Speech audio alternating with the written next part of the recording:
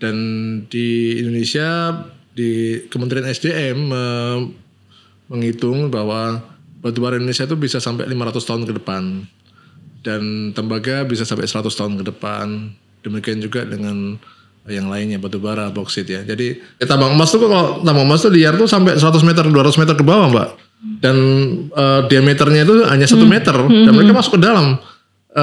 Karena mereka caranya tradisional, tidak ada bukaannya tidak dengan teknologi yang modern, sehingga mudah sekali longsor karena adanya arus air yang mengalir di bawah itu. Bahwa Indonesia itu termasuk negara nomor 2 terpolusi di dunia, maka itu sudah alarm buat Indonesia untuk segera tidak main-main dalam masalah lingkungan.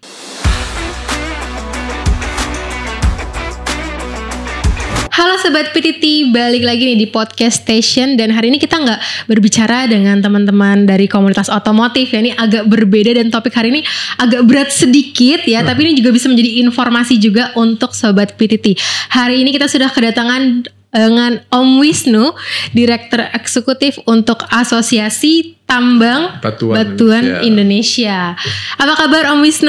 Alhamdulillah baik. Gimana perjalanan ke PTT Lubricants? Alhamdulillah, lancar. Lancar nih, kalau nggak mungkin Sobat PT di sini ada beberapa yang masih familiar ya dengan wajah Om Wisnu yang sebelumnya udah pernah datang ke podcast kita dan hari ini datang lagi, tapi kita akan membahas isu yang lain ya, Om ya.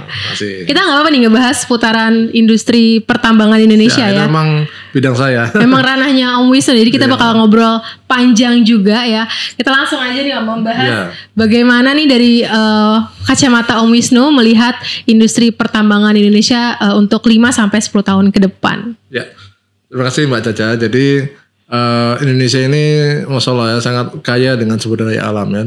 Hampir semuanya ada di Indonesia, dari mulai batubara, emas, boksit, tembaga, pasir besi, dan bahkan batuan ya. Dan di Indonesia, di Kementerian SDM menghitung bahwa batubara Indonesia itu bisa sampai 500 tahun ke depan. Dan tembaga bisa sampai 100 tahun ke depan. Demikian juga dengan yang lainnya, batubara, boksit ya. Jadi untuk anak cucu kita masih terjamin lah ya. Cuma yang harus kita pikirkan adalah tentang dampak lingkungan dari penambangan tersebut. Dan juga akibat teknologi yang harus diterapkan untuk bagaimana meminimalisir dari dampak polusinya. Betul. Karena kan seperti yang tahu isunya itu kalau ngomongin industri pertambangan identik dengan aktivis lingkungan. Kerusakan lingkungan ya.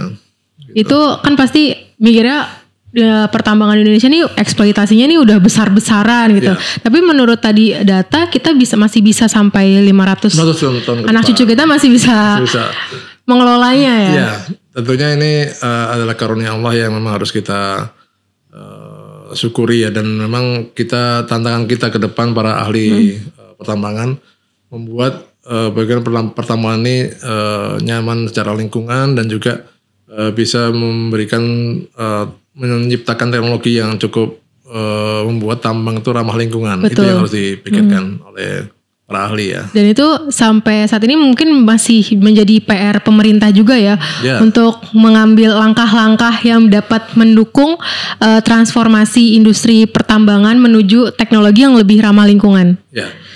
Jadi Indonesia ini data dari dunia mencatat bahwa Indonesia negara yang termasuk penyumbang polusi udara yang terbesar nomor 2 di dunia. Betul. Akibat penggunaan batubara yang luar biasa, dan ini jadi tantangan buat pemerintah gimana cara ketergantungan terhadap batubara dan minyak bumi juga itu bisa Indonesia dapat lingkungannya dengan cara teknologinya harus dikedepankan. Misalkan kita tahu bahwa pengguna batubara terbesar di Indonesia itu adalah PLTU, pembangkit listrik tenaga uap ya. Kemudian di situ ketika batubara digunakan luar biasa di sana, itu harus ada teknologi untuk capture karbon dan capture sulfur belerang yang ada di PLTU itu, sehingga produksi besar-besaran oke, tapi unsur karbon dan unsur sulfur yang dikeluarkan dari proses di sana itu harus bisa ditangkap. Nah, teknologinya itu mahal sekali, dan itu PR buat pemerintah, khususnya di Pak Prabowo dan Mas Gibran.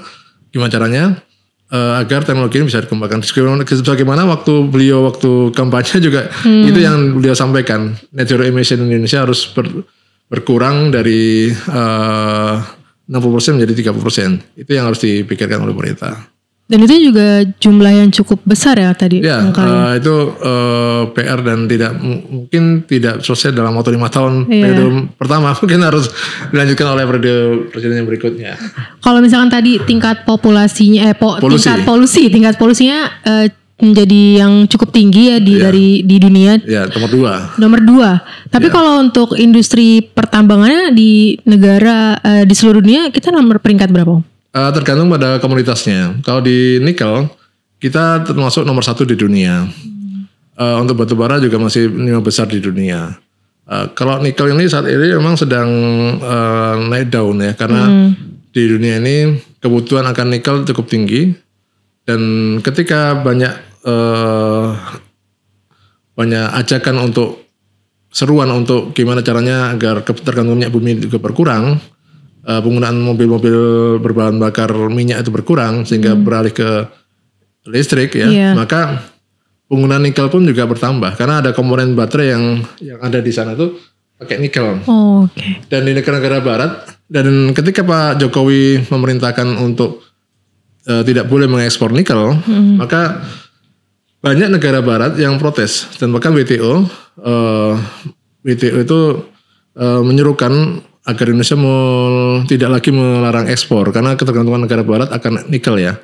Dan ketika WTO mengancam sanksi buat Indonesia ketika Indonesia tetap melarang ekspor, maka negara barat tetap membuat teknologi pengganti nikel, yaitu lithium ferrofosfat (LFP). LFP ini sehingga membuat baterai yang mobil-mobil yang dari Eropa itu tidak lagi pakai nikel karena kesediaan nikel tidak ada di dunia. Jadi pakai LFP. Jadi harga nikel menjadi luar biasa mahalnya saat ini. Dan tentunya buat pemerintah Indonesia berkahnya yaitu makin banyak smelter yang tumbuh. Karena kalau nikel ditambang itu kan nggak boleh dibawa keluar, harus diolah. Nah, diolah ini harus di smelter. Nah, smelter ini masalahnya adalah belum bisa teknologinya untuk bisa end produknya itu sampai 100%. Di Indonesia baru mencapai angka 30%. Sehingga 30% itu masih harus dibawa keluar supaya bisa end produknya itu sampai 100%. Nah, ini masih kurang menguntungkan buat Indonesia. Makanya PR-nya Pak Prabowo, teknologi smelter yang di Indonesia ini bisa sampai angka ya minimal 90% lah. Nah, jadi untuk di dunia Indonesia ini luar biasa lah untuk sumber daya alamnya. Tinggal sekarang masalahnya teknologi untuk pengolahannya yang harus dikembangkan. Ya itu dia tadi untuk menurunkan tingkat polusi dan pengelolaan sumber dayanya juga untuk bisa dijual dengan nilai lebih tinggi lagi. Ya betul, karena ya kalau kita sekarang lah seperti misalkan jual bahan baku dengan jual end product pasti berbeda harganya. Nah, ini yang harus PR Indonesia karena Indonesia akan menjadi negara yang luar biasa kayanya kalau misalnya bisa menjual end produknya keluar gitu. Kalau untuk Om Wisnu sendiri itu menjadi hal yang pro atau kontra kalau misalkan Indonesia membatasi ekspor nikel tadi? Kalau bagi saya pribadi tentunya itu betul sekali ya, karena memang Indonesia harus sebisa mungkin untuk melarang ekspor banyak komoditas. Tapi masalahnya harus diperhatikan adalah ketika larangan komoditas dijual keluar, seperti halnya boksit misalkan, boksit dilarang keluar, tapi smelter di Indonesia masih sedikit untuk boksit. Nah, jadi banyak tambang ketika mau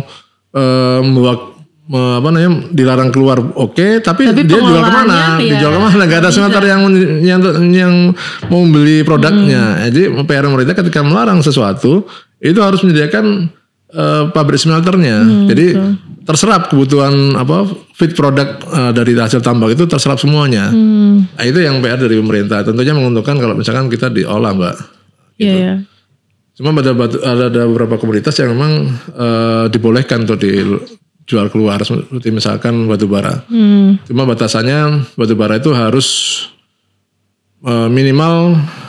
maksimal ya 25% itu harus ditahan untuk jual di dalam negeri. Selebihnya baru bawa keluar. Itu batu bara. Itu. Jadi banyak banget nih PR pemerintah ya kayak yang bisa disampaikan dari industri pertambangan ya. Makanya yang jadi PR pemerintah juga adalah masih banyaknya tambang ilegal, Mbak. Jadi tambang ilegal ini sampai angka 3.000 titik tambang ilegal di Indonesia. Jadi kalau misalkan tambang ilegal itu bisa minimalisir, dan bahkan saya bersyukur di bulan ini sudah terbit atau sudah berdiri Direktorat Gakum, penegakan hukum untuk tambang. Jadi dengan adanya Ditjen Gakum itu sehingga bisa menindak dan juga bisa menelisir adanya tambang-tambang liar. Karena bisa dibayangkan, Mbak, tambang liar ini kan kenapa bisa terjadi? Karena permintaannya tinggi, berarti kan? Iya, betul. Permintaan akan produk tambang itu tinggi. Karena izin susah terbit dan juga mungkin masalahnya kaitan dengan rumitnya birokrasi perizinan dan administrasi perizinan, pelaporan dan segala macam. Jadinya banyak orang-orang yang lebih suka untuk tambang liar, walaupun dia harus koordinasi ke oknum aparat ya. Tapi bagi mereka menguntungkan. Artinya banyak permintaan dari luar akan komoditas bahan tambang. Itu yang harus dipahami. Dan kenapa itu kan permintaannya kan tinggi ya Om ya. Terus banyak juga tadi pertambangan yang ilegal. Tapi kenapa setiap selalu ada yang mungkin ada yang mati akhirnya ketangkap atau dan lain sebagainya, tapi selalu ada aja lagi yang muncul lagi. Ya, itulah namanya hidup, Pak. Namanya kejahatan selalu ada sanksi penjara, tapi tidak pernah menurunkan angka kriminalitas. Jadi halnya itulah kejahatan di bidang pertambangan itu, walaupun sudah ada bukti misalkan di Gorontalo 26 orang meninggal terlongsor di dalam timbun. Betul. Tambang emas tuh, kalau tambang emas tuh liar tuh sampai 100 meter 200 meter ke bawah, Mbak. Dan diameternya itu hanya 1 meter dan mereka masuk ke dalam.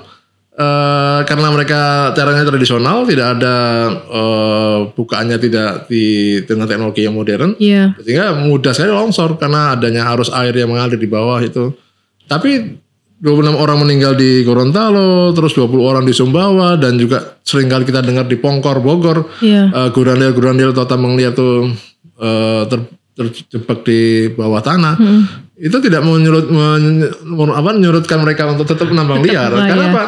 Ya karena materi nilai emas yang mereka dapatkan luar biasa. Per hari, per bulan itu bisa sampai 2-3 kilo emas yang mereka dapatkan. Nah, tinggal dihitung aja. Kali dengan misalkan emas kalau dijual di lapangan itu bisa 400.000 per ounce-nya. Jadi per gram maksud. Jadi bisa kalikan 3.000 gram ya. Nah itu bisa dihitung seperti itu ya. Jadi Mbak kalau misalkan sempat datang ke Sekata ya, ke tempat-tempat tambang liar di Kaltara itu desa kecil tapi banyak mobil hilir mudik di situ. Iya. Artinya perekonomian tumbuh di situ. Ya, itu fakta bahwa mereka kaya. Cuma itulah yang membuat mereka bertahan dengan tambang-tambang liar itu. Nah, tapi kan itu juga yang bisa memberikan citra atau nama jelek untuk industri pertambangan kan dengan adanya tadi tambang-tambang liar itu tadi. Iya. Makanya pemerintah membuat Ditjen baru, Direktorat Jenderal baru namanya Gakum. Gakum itu diharapkan bisa membuat sedikit orang takut untuk berbuat menyimpang atau membuat tambang liar. Tapi tentunya harus dibarengi juga menurut saya. Karena bagaimana perizinan tambang itu lebih sederhana, dan mungkin untuk tambang rakyat yang diperuntukkan rakyat itu lebih mudah prosesnya. Karena banyak saat ini di Indonesia ada 1.215 WPR.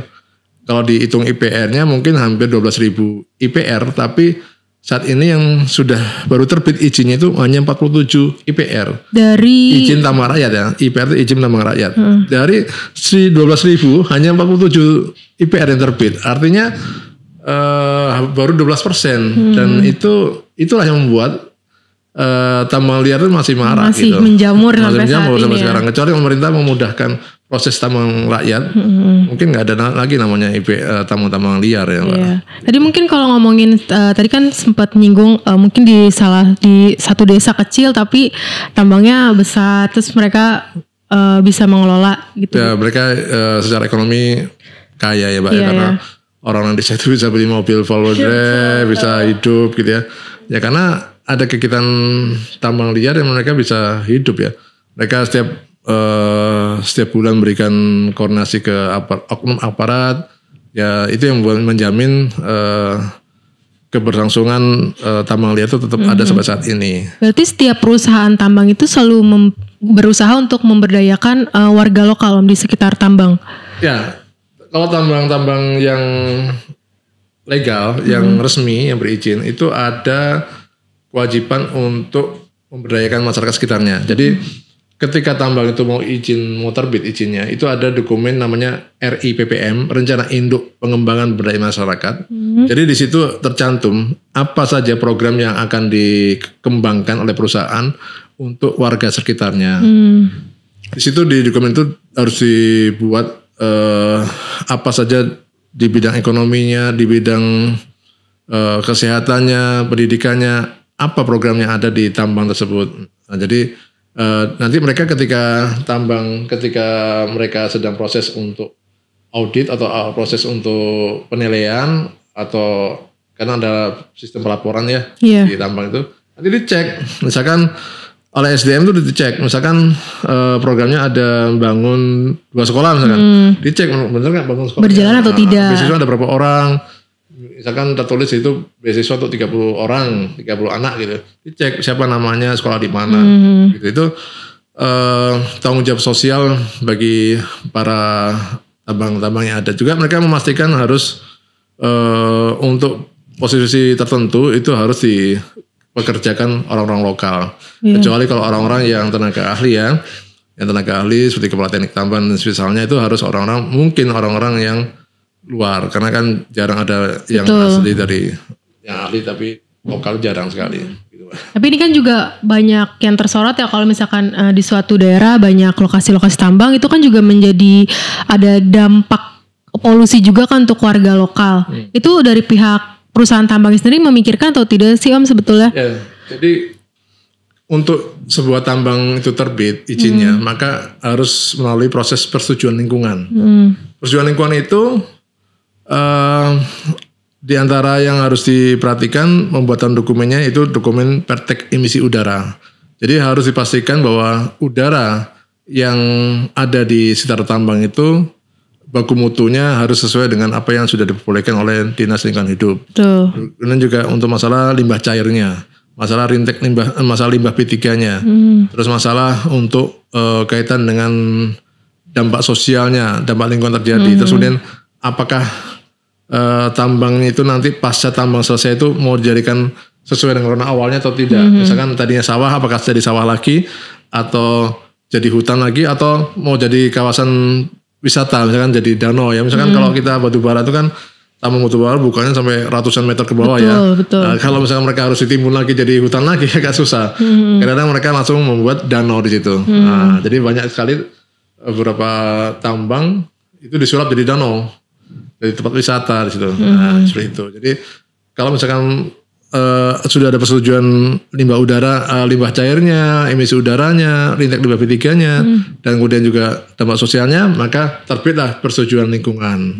Nah, persetujuan lingkungan itu nanti akan dievaluasi oleh Kementerian Lingkungan Hidup atau DLH. Benar nggak sih mereka dicek, misalkan ketika operasi sudah operasi, benar nggak baku mutu udaranya, lingkungan cair limbah cairnya, limbah P3-nya, dan juga kebisingan. Jadi syarat untuk tambang terbuka itu harus jauh dari pemukiman, Mbak. Harus 300 meter minimal dari pemukiman. Apalagi kalau yang pakai blasting, Mbak ya, pakai peledakan. Peledakan kan kadang-kadang Mbak sering dengar berita orang-orang yang batunya tuh sampai kemana-mana ke pemukiman karena jaraknya dekat. Jadi kalau blasting itu peledakan kan bisa batunya kemana-mana ya. Kadang ada yang di luar perkiraan yang biasa harusnya lari ke sana, larinya ke sini batuan. Nah, itu yang harus dipikirkan oleh para tenaga ahli yang ada di tambang tersebut. Terus juga ini kita masih membahas seputar yang banyak kita lihat dari sebagai orang awam ya. Kalau ngelihat industri pertambangan, terus juga kan banyak juga tuh kasus-kasus kalau misalkan bekas pertambangan kan banyak lubang-lubang besar atau kayak tadi danau jadi danau gitu. Kalau misalkan udah nggak diolah lagi, itu dari pihak perusahaan udah aja gitu Om, membiarkan aja, karena itu kan juga di beberapa kasus jadi ada warga yang tenggelam di bekas pertambangan dan lain sebagainya, itu kan juga banyak kasusnya. Jadi di dalam perizinan tambang itu Pak ada dokumen rencana pasca tambang. Rencana pasca tambang dan rencana reklamasi itu ada kewajiban buat perusahaan tuh memberikan deposito jaminan reklamasi dan jaminan pasca tambang. Yang besarnya yang besaran angkanya jaminan reklamasi dan jaminan pasca tambang itu dihitung dari berapa luasannya, mau dibuat apa, ditanami apa. Karena itu nanti akan berwujud rupiah nanti ya. Ada keluar rupiah yang harus disetorkan oleh perusahaan tambang itu kepada pemerintah. Angka itu misalkan 1 hektarnya 10 juta rupiah gitu ya. Akhirnya ternyata jumlah yang harus dijaminkan reklamasi itu misalkan 800 juta misalkan. Itu disimpan ke deposito bank pemerintah yang bisa mengeluarkan hanya dia dan CQQ-nya ke Dinas SDM. Jadi nggak bisa dia sendiri mengeluarkan, harus juga oleh persetujuan dari SDM. Itu kok misalkan ternyata perusahaannya misalkan kabur gitu ya. Nggak melaksanakan tanggung jawab untuk reklamasi, maka uang itu akan digunakan oleh pemerintah untuk mereklamasi tambang tersebut, mengembalikan kerusakan alam yang ada di situ. Itu gunanya. Termasuk juga pasca tambang. Pasca tambang itu juga ada jaminan pasca tambang namanya. Itu juga untuk menjadi pegangan pemerintah. Kalau misalkan perusahaan tersebut tidak melaksanakan kewajiban dengan baik, nah itu jaminannya itu. Itu tadi ya. Berarti sebetulnya ada tadi apa ya istilahnya untuk apa Om tadi? Jaminan pasca tambang, jaminan reklamasi itu wajib dilakukan oleh sebuah perusahaan tambang yang akan terbit izinnya. Tapi untuk kenyataannya terrealisasikan nggak Om?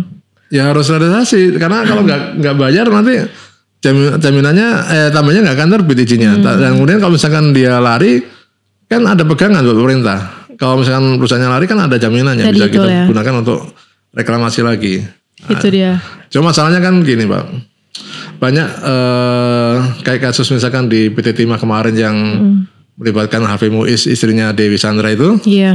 Nah, itu kan tambangnya sekian hektar misalkan ya. Tapi masalahnya dia nambang banyak area di luar tambangnya itu. Nah, kalau misalkan Mbak lihat kan kerugian negara sampai angka berapa tuh? Sampai hampir 1 triliun apa ya? 1,2 gitu ya. Itu bukan kerugian yang dimakan oleh Harvey Muiz sendiri atau teman-temannya, tapi juga akibat kerusakan lingkungan yang terjadi yang harus total kerugian pemerintah. Nah, itu yang praktek yang sering terjadi di tambang seperti itu. Jadi dia menambang di luar area izin yang diizinkan, itu yang terjadi. Nah kalau tantangan terbesar di industri pertambangan itu saat ini apa sih Om? Tantangan terbesar ini sekarang selain masalah lingkungan agar itu kan yang lagi gencar-gencarnya kan. Itu kemudian kedua juga tentunya mengoptimalkan bahwa tambang ini bisa diperuntukkan untuk semaksimal mungkin untuk kesejahteraan rakyat. Makanya itu larangan ekspor itu diberlakukan, kemudian smelter dibangun, kemudian gimana caranya agar smelter itu sampai end produknya sampai angka 100% misalkan, tidak 30%. Itu menjadi tantangan buat pemerintah Indonesia saat ini. Kalau misalkan untuk menarik investor asing, itu sulit nggak Om? Investor asing sampai saat ini cukup mudah ya. Tapi gini, kayak seperti halnya nikel ya. Tambang nikel tuh banyak investor asing dari Cina. Kalau Mbak naik pesawat sesekali ke arah Palu ya, Mbak naik pesawat tuh nanti kebanyakan orang Cina itu yang naik. Hampir saya pernah naik pesawat kok, saya pikir kok 75% tuh orang Cina semua dan nggak bisa bahasa Indonesia. Masa hanya bisa bahasa Cina. Ternyata mereka itu orang-orang yang kerja di Morowali, di Sulteng gitu ya, di Palu. Dan ternyata Cina tuh menginvestasikan uangnya untuk ke Indonesia untuk smelter nikel, tapi paketnya itu dengan SDM juga. Jadi Indonesia saya berikan investasi, tapi dengan paket SDM-nya juga. Mau nggak mau Indonesia menerimanya karena Cina itu masuk negara yang paling mudah, tidak rumit dibandingkan negara Barat. Kalau negara Barat mungkin agak banyak item yang harus dipenuhi oleh pemerintah. Jadi tentunya selama pemerintah membuat perizinan itu mudah, maka semuanya akan mudah gitu. Tapi ini benar gak sih Om? Tadi kan disebut Indonesia membatasi ekspor nikel misalkan. Tapi sebetulnya yang menguasai industri pertambangan di Indonesia sendiri itu juga sebenarnya banyaknya dari pihak asing. Ya. Jadi kayak sebetulnya sama aja kan, yang kelola asing-asing juga. Ya, jadi kalau misalkan larangan ekspor keluar, tapi pemerintah saat ini masih membutuhkan investor dari luar asing, karena jumlah dana yang sangat besar yang harus dibutuhkan dan untuk dalam negeri agak sulit untuk mendapatkan dana itu, maka dibutuhkanlah investor asing. Nah, cuma investor asing itu datang nggak masalah buat pemerintah, tapi kan mereka bekerja di Indonesia, mereka membuka dengan mereka datang bawa uangnya ke Indonesia itu berbeda dengan kita membawa komoditas nikelnya keluar. Kalau mereka datang ke Indonesia dengan membawa uangnya, maka roda ekonomi Indonesia itu akan tumbuh. Jatuh akan butuh lapangan kerjanya, ada pabriknya, kebutuhan materialnya, kemudian juga nikel yang tadinya dibawa keluar itu cukup dikelola di Indonesia dan di luar dikeluarkan dalam bentuk end product. Jadi itu lebih menguntungkan gitu Pak. Beda dengan ekspor itu. Mungkin nih tadi pertanyaan yang mungkin juga banyak orang pertanyakan nih, percuma pertambangan Indonesia kaya tapi yang kelola banyak kan pihak asing gitu. Ya memang itu PR kita ya. Jadi pemerintah itu kan kita tahu ya bahwa di pasal 33 Undang-Undang Dasar itu kan bahwa semua sumber daya alam Indonesia itu harus diperuntukkan untuk kesejahteraan rakyat ya. Dan ini yang menjadi PR pemerintah Indonesia. Dan kemarin itu tahun lalu pemerintah Indonesia mengeluarkan, tahun ini mengeluarkan PP nomor 25 tahun 2024 tentang pemberian SK Ormas pemberian SK IOP pada ormas keagamaan. Nah, tujuannya apa? Jadi nanti pesantren-pesantren itu bisa mengolah tambang-tambang batu bara. Tujuannya apa? Agar untuk membalas budi atas pengorbanan para ulama dan santrinya itu dulu mengorbankan jiwa raganya itu, mereka diberikan SKIPP gitu loh. Jadi itu balasan mereka seperti itu, balasan pemerintah seperti itu. Tapi menurut saya itu bagus. Cuma masalahnya ya tadi itu tambang rakyat gimana caranya ditingkatkan, tidak hanya 47 IPR tapi kalau bisa sampai minimal 50% lah dari IPR yang ada. Saat ini kan baru 12%. Nah itu yang harus dipikirkan oleh pemerintah. Ya, berarti banyak juga nih PR yang harus dikerjakan pemerintah ya. Tapi kira-kira masalah tersebut bisa terselesaikan nggak Om dalam 5 tahun ini? Ya kalau untuk 5 tahun ini yang penting pemerintah memberikan arahan untuk ke sana ya. Misalkan dilanjutkan oleh pemerintah berikutnya, ya penting sudah tersedia arahannya oleh yang sekarang. Ya dengan dibuatkan Ditjen Gakum itu suatu cara untuk mengatasi masalah-masalah tambang-tambang liar. Tapi juga harus pikirkan bagaimana caranya masyarakat itu mudah untuk berusaha. Dan kemarin Pak Prabowo ketika di awal pidato kenegaraannya pertama di hadapan para menterinya itu kan sudah mengatakan sekarang tidak boleh lagi ada kata-kata kalau bisa dipersulit kenapa harus dipermudah kan gitu. Itu kan perkataan Pak Prabowo waktu di depan kabinet pemerintahan ya. Jadi memang kalau ada satu itu kata-kata itu tidak boleh ada lagi. Kedua kalau ada pejabat-pejabat yang masih susah untuk memudahkan rakyat diganti. Nah itu kan sudah ultimatum buat Prabowo, buat orang-orang yang mempersulit rakyat. Itu menurut saya harus ditindaklanjuti itu, dan harus pemerintah dan masyarakat harus cukup aktif menyuarakan jika ada yang temuan-temuan yang mereka mempersulit masyarakat itu harus dilaporkan sesuai dengan arahnya Pak Prabowo gitu. Supaya nantinya ya bisa memberikan dampak tersendiri untuk di industri pertambangan ya. Iya seperti itu. Nah kalau misalkan nih ada juga pertanyaan dampak dari perkembangan energi terbaru nih terhadap industri pertambangan. Apalagi sekarang kan dunia lagi gencar-gencarnya kampanye ramah lingkungan, energi yang dapat memberikan yang lebih ramah lah untuk bumi ini gitu. Kayak katanya kan usia bumi udah semakin tua gitu. Iya. Jadi energi terbarukan suatu keniscayaan yang harus ditempuh oleh pemerintah ya, bahwa dengan temuan Badan Dunia bahwa Indonesia itu termasuk negara nomor 2 terpolusi di dunia, maka itu sudah alarm buat Indonesia untuk segera tidak main-main dalam masalah lingkungan. Dan penggunaan mobil yang berbahan bakar minyak, kemudian juga masalah teknologi batubara masih ketergantungan dari batubara masih tinggi. Itu oke lah, tidak bisa dipungkiri bahwa ketergantungan Indonesia pada banyak minyak bumi dan batubara itu cukup tinggi, dan itu nggak mungkin juga dihilangkan. Jadi yang harus pikirkan adalah teknologi untuk mengurangi dampaknya. Tadi itu ya polusinya. Yang di batubara ada capture carbon, capture untuk menangkap sulfur, ya itu harus investasinya harus dipertinggi untuk bisa mengembangkan teknologi lebih jauh lagi, sehingga tetap ada kegiatan yang menggunakan batubara tapi bisa mengurangi dampaknya. Untuk minyak bumi demikian. Minyak bumi fakta bahwa mobil listrik itu masih mahal dan juga masih sulit ketika kita harus ke daerah. Iya, betul. Maka tetap dikembangkan teknologi untuk mobil listrik itu, dan tentunya mobil yang ada pun juga selalu diwanti-wanti agar emisi udara dari setiap mobil itu diperhatikan. Kita punya standar untuk mobil itu emisi udara sekian, itu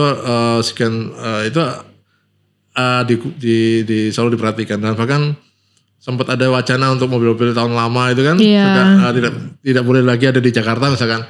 Itu sempat ada wacana seperti itu juga. Jadi saking frustasi pemerintah dengan demikian tingginya kotoran emisi udara di Indonesia itu Pak yang jadi mungkin PR-nya buat para ilmuwan, para pemerintah juga agar teknologi untuk menekan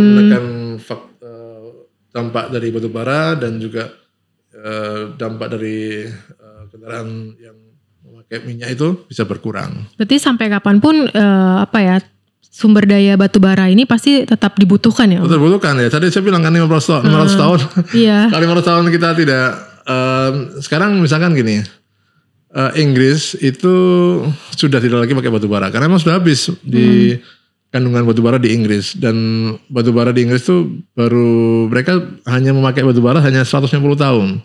Di Indonesia ini luar biasa karena negaranya luas ya, dan diperkirakan sampai 500 tahun ke depan masih menggunakan batubara. Sehingga kalau memang demikian temuannya, maka harus dipikirkan bagaimana teknologi untuk mengurangi dampaknya itu. Ya itu yang harus di PR pemerintah. Betul. Jadi ya berarti intinya batubara ya tetap digunakan. Industri pertambangan tetap ada. Cuman tadi gimana langkah pemerintah untuk menekan angka polusi tadi yang salah satunya nomor 2 tertinggi di dunia itu ya. Oke. Kemudian nih bagaimana peran minyak bumi sebagai bahan dasar pelumas mesin dalam industri pertambangan? Ada nggak sih Om nanti alternatifnya gitu? Ketergantungan di industri pertambangan di Indonesia akan minyak tetap ada ya, karena banyak alat berat di Indonesia yang membutuhkan bahan baku solar ya, dan kita lihat bahwa di industri batubara dan bahkan sampai batuan tambang komunitas yang paling kecil lah gitu ya, itu sangat membutuhkan bahan bakar minyak ya, dan ketergantungan pasti ada karena tidak tergantikan itu. Dan saya nggak bisa bayangkan kalau misalkan alat berat yang sampai tonase sampai 4.000 ton itu memakai bahan bakar listrik, itu nggak terbayangkan oleh saya. Dan memang ada saat ini di perusahaan di Rio Tinto, perusahaan tambang besar, itu ada alat berat truknya itu sudah tidak lagi menggunakan supir, memakai model sensor. Jadi dia berjalan tanpa supir. Tapi tetap aja bahan bakar tetap pakai minyak. Oh, bukan listrik ya? Bukan listrik, tapi dia pakai sensor. Jadi tentunya ke depan memang jadi tantangan buat pemerintah, buat perusahaan untuk penggunaan teknologi yang ramah lingkungan. Betul. Ketergantungan tetap ada, tidak bisa dipungkir bahwa tetap ada ketergantungan pada minyak bumi dan juga pada batu bara. Mungkin yang kedepannya harus dipikirkan untuk masalah dampak kerusakan lingkungannya. Ada untuk masalah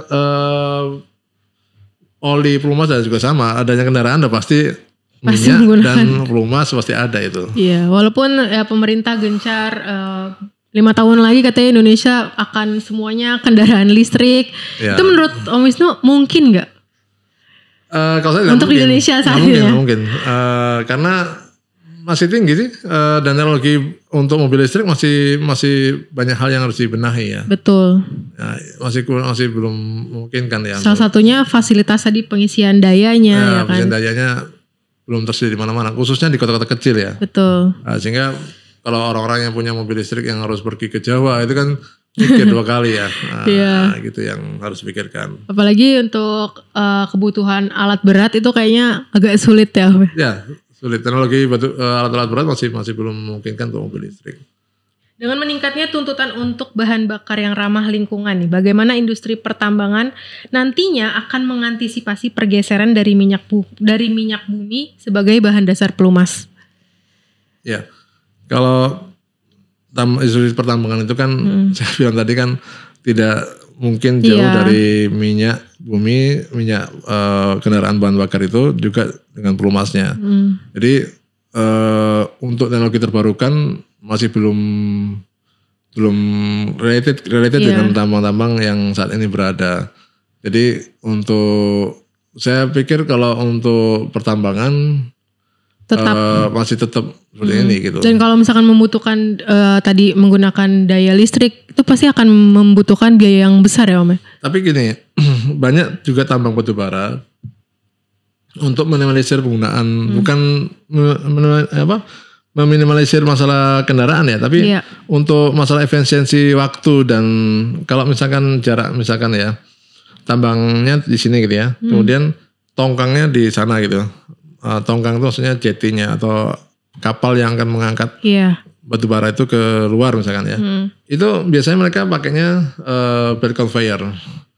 Belt conveyor tidak menggunakan kendaraan. Jadi belt conveyor itu nanti ketika tambang batu bara diambil, ditaruh di stockpile. Nah, stockpile itu nanti dibawa ke tongkangnya pakai belt conveyor. Belt conveyor itu yang akan mengantarkan ke kapal itu.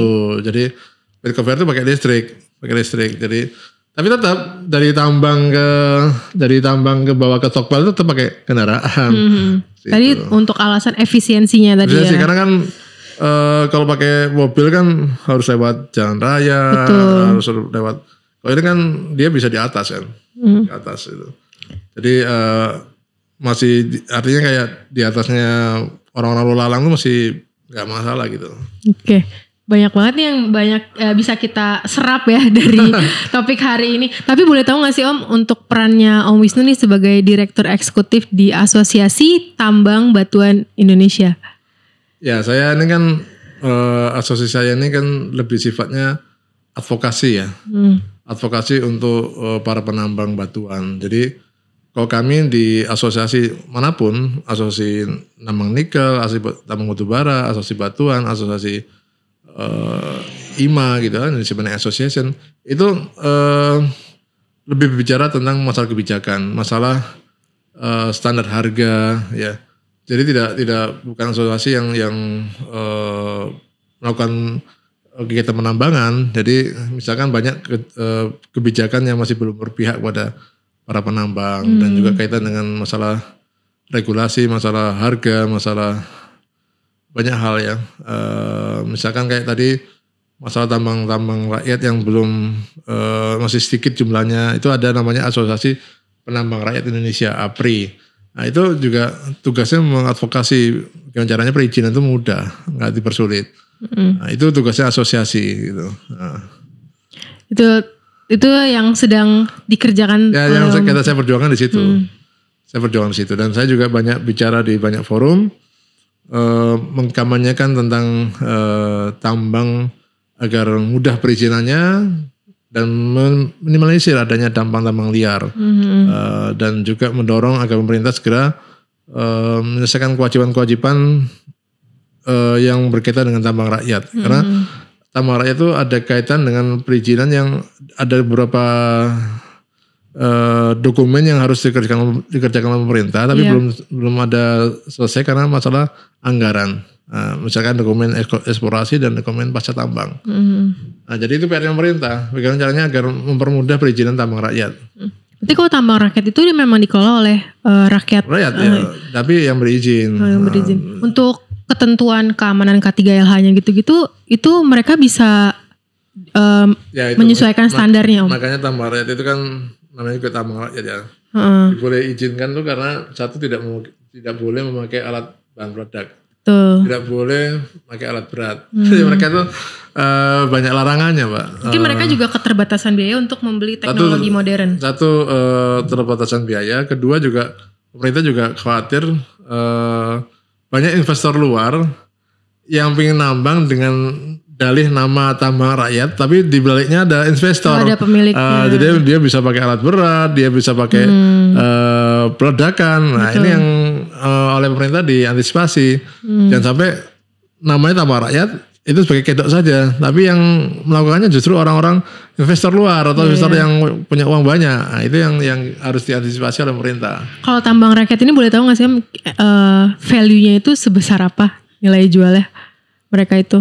Tambang rakyat itu kan syaratnya untuk bisa perorangan, tapi syaratnya 5 hektar. Kalau tambang yang dimiliki koperasi itu 10 hektar. Jadi ada 2 bentuk badan hukum. Bentuk ada yang perorangan boleh 5 hektar, yang badan hukum koperasi itu 10 hektar. Dan ketika dia sudah mengajukan izin untuk tambang rakyat koperasi perorangan, maka tentunya biaya penambangannya ya tidak besar ya. Mereka namanya tambang rakyat, modalnya hanya yang saya tahu ya, saya pernah datang ke beberapa tambang rakyat yang emas ya, itu pakai Alkon mungkin 2 unit, satu Alkon harganya 400.000. Alkon untuk ini untuk dia nyemprot area tanah gitu ya atau sungai kecil agar dia bisa membuka area gitu ya, kemudian semprot itu. Kemudian juga paling modal lagi namanya dredger. Dredger itu misalkan untuk di sungai-sungai kecil dia bisa menangkap lapisan-lapisan tanah yang nanti tanah itu akan dialirkan ke karpet-karpet yang ada di dredger itu. Nah, itu harganya kalau dredger itu harganya lumayan, harganya 90 juta. 90 juta itu misalkan yang agak tinggi lah teknologinya. Selebihnya ya banyak tambang rakyat masih pakai dulang emas juga ada yang pakai wajan gitu. Oh iya yang suka di pinggir-pinggir sungai itu. Itu kadang-kadang dia dapat tuh so-on tidak ada aja mereka dapat. Jadi teknologi tambang rakyat ya memang namanya rakyat ya. Betul. Ya sederhana, nggak mahal gitu. Tapi itu salah satu ladang yang menggiurkan juga ya Om. Iya, tambang rakyat banyak orang sampai mau rela untuk masuk ke dalam tanah 200 meter ke bawah demi emas yang mereka dapatkan untuk keluarganya. Ya memang kadang-kadang banyak orang kaya dada ya dari situ. Oke, kita sering dengar kalau pengusaha perusahaan tambang tuh banyaknya di Kalimantan, bener gak ya? Ya kan, tambang itu kan Kalimantan itu memang kaya akan batu bara Mbak ya. Dan kalau Mbak datang ke Kalimantan daerah-daerah tertentu itu permukaannya udah batu bara. Jadi mereka tidak usah menggali lebih dalam ya. Di permukaannya udah batu bara. Beberapa tempat. Berarti Indonesia sekaya itu ya Om? Sangat kaya dan itu khususnya Kalimantan ya. Jadi tidak semua daerah tuh ada batu bara. Di Jawa nggak ada batu bara. Batu bara dari Kalimantan. Kemudian kalau nikel banyak kan di Sulawesi. Kalau di Papua daerah? Papua banyak kan emas ya, emas, tembaga. Tambang Freeport di Tembagapura di Papua itu awalnya tembaga isinya. Tapi nggak taunya dalamnya banyak emasnya juga. Jadi sekarang mereka nambang emas dan nambang tembaga. Jadi di Indonesia itu punya karakteristik yang berbeda-beda di setiap daerah itu. Oh di Jawa ada emas di Pongkor, di Tasikmalaya. Oh di Jawa Barat ada emas juga? Emas Pongkor di Bogor, Tapi kalau kualitasnya itu sama nggak sih Om di setiap daerah? Hampir sama. Kan kalau kita Mbak sering dengar nama istilah emas antam kan? Iya. Itu kan antam emas tuh dari Pongkor. Di Pongkor yang kalau Lili yang sana terus kan. Oh iya. Lalu sana ada. Solo bikinnya Tasik ada juga.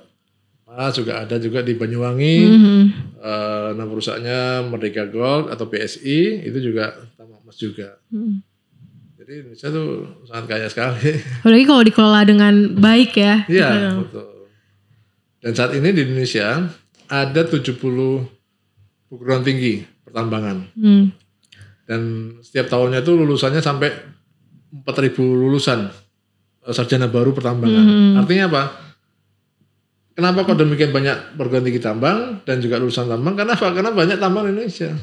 Cuma masalahnya adalah 4.000 lulusan tambang baru, 4.000 sarjana baru lulusan tambang, tapi ketersediaan lapangan kerja nggak sebanyak itu. Itu tantangan buat mereka ya. Berarti sebetulnya SDM kita sendiri pun juga banyak ya? Banyak sekali dan sayangnya tambang yang buka nggak sebanyak itu dan kemudian bahkan banyak tambang juga nggak beroperasi karena masalah RKP-nya belum terselesaikan.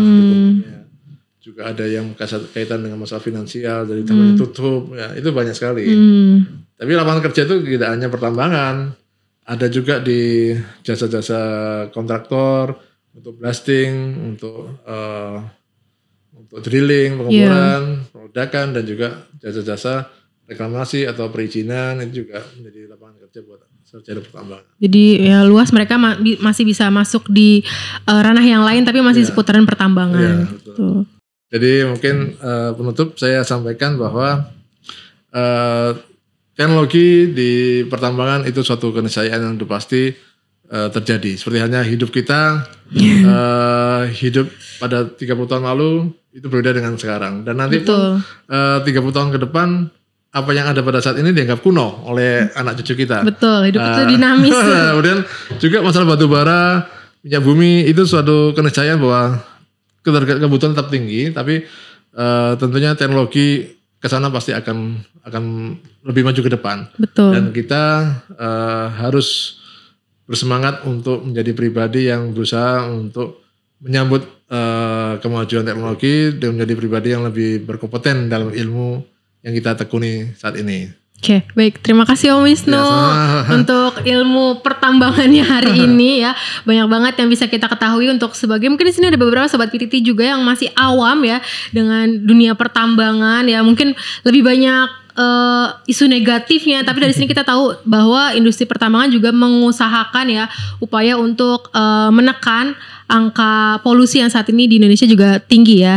Itu dia upaya dan menjadi PR untuk pemerintah juga. Sekali lagi terima kasih Om Wisnu. Sampai jumpa di kesempatan berikutnya. Sampai jumpa.